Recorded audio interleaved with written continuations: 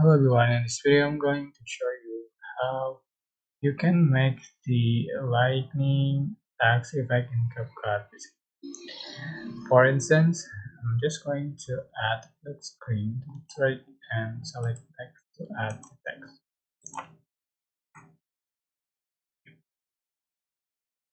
Now I'm just going to change for text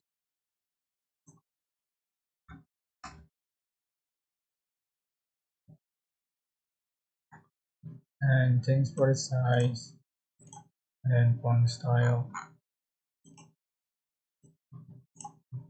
and font color.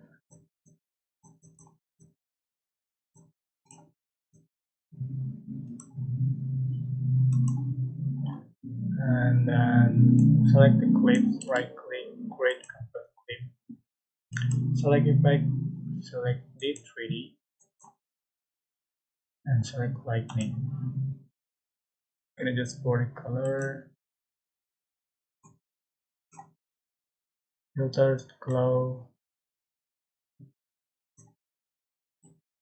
white, speed, and draw. That's it. I hope this tutorial was helpful for you guys. Don't forget to like, comment, share, and also subscribe. Thank you so much for watching.